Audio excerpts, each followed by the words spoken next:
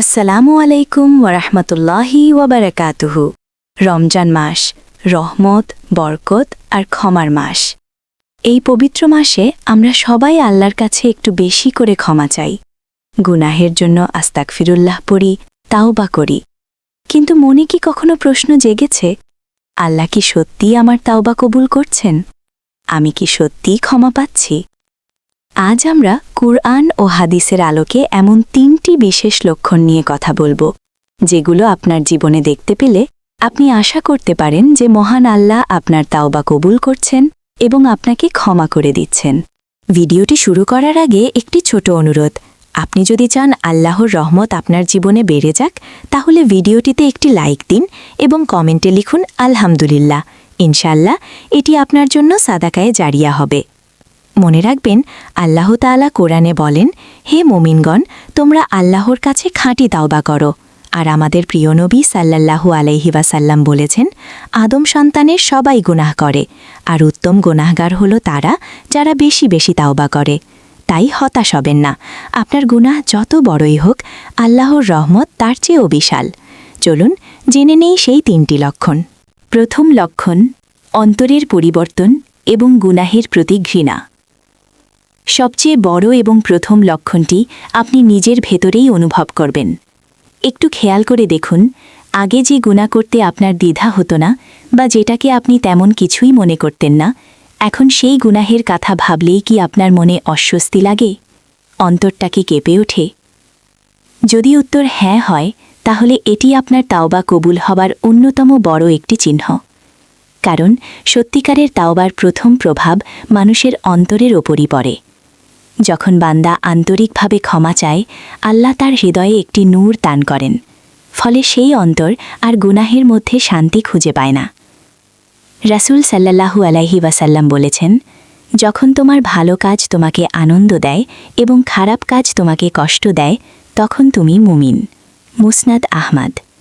তাই যদি আপনি দেখেন আপনার মন এখন ভালো কাজের দিকে ঝুঁকছে, নামাজ পড়তে, কোরআন তিলাওয়াত করতে ভালো লাগছে এবং গুনাহের পরিবেশ থেকে দূরে থাকতে মন চাইছে, তাহলে আলহামদুলিল্লাহ বলুন, কারণ আপনার অন্তর পরিশুদ্ধ হতে শুরু করেছে।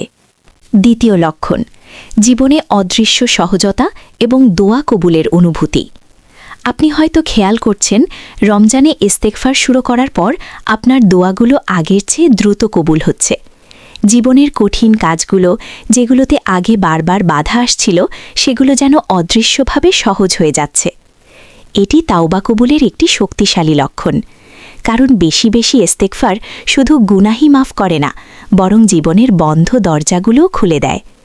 আল্লাহ তাআলা কোরআনে সূরা নূহে বলেন, ইস্তেগফারের ফলে তিনি আকাশ থেকে রহমতের বৃষ্টি বর্ষণ করেন, সম্পদ ও সন্তান দিয়ে সাহায্য করেন এবং সংকট থেকে উত্তরণের পথ তৈরি করে দেন। রাসূল সাল্লাল্লাহু আলাইহি ওয়াসাল্লাম বলেছেন, যে ব্যক্তি নিয়মিত ইস্তেগফার করে, আল্লাহ তার প্রতিটি দুশ্চিন্তা থেকে মুক্তির পথ বের করে দেন, প্রতিটি সংকট থেকে তাকে উদ্ধার করেন এবং এমন জায়গা থেকে রিজিক দেন যা সে কল্পনাও করতে পারে না। আবু দাউদ। তাই নিজেকে প্রশ্ন করুন, আপনার জীবনে কি এমন সহজতা আসছে? আটকে থাকা কাজগুলো কি হয়ে যাচ্ছে? যদি এমন হয়, তাহলে বুঝবেন এটা আল্লাহর পক্ষ থেকে আপনার ইস্তেগফারের পুরস্কার। তৃতীয় লক্ষণ, অন্তরের শান্তি ও মানসিক স্থিতি। গুনাহ মানুষের অন্তর থেকে শান্তি কেড়ে নেয়। মন সব সময় এক ধরনের অস্থিরতা, উদ্বেগ আর অশান্তিতে ভোগে। আপনি যদি রমজান মাসে আন্তরিকভাবে তাওবা ও ইস্তেগফার করতে থাকেন, তাহলে একটি অদ্ভুত পরিবর্তন লক্ষ্য করবেন। দেখবেন আপনার মনের ভেতরের সেই অস্থিরতা কমে গেছে। আগে যেখানে ছোট ছোট বিষয়ে মন খারাপ হয়ে যেত, দুশ্চিন্তা হতো, এখন সেখানে এক ধরনের গভীর শান্তি ও স্থিতি অনুভব করছেন। এটাই তাওবা কবুলের তৃতীয় লক্ষণ। কারণ আল্লাহ যখন কোনো বান্দার প্রতি সন্তুষ্ট হন, তখন তার অন্তরে প্রশান্তি ঢেলে দেন। যেমনটি তিনি কোরআনে বলেছেন, জেনে রেখো, আল্লাহর স্মরণেই অন্তর প্রশান্ত হয়। সূরা আর রাত ২৮। ইস্তেগফার হল আল্লাহর শ্রেষ্ঠ স্মরণগুলোর একটি।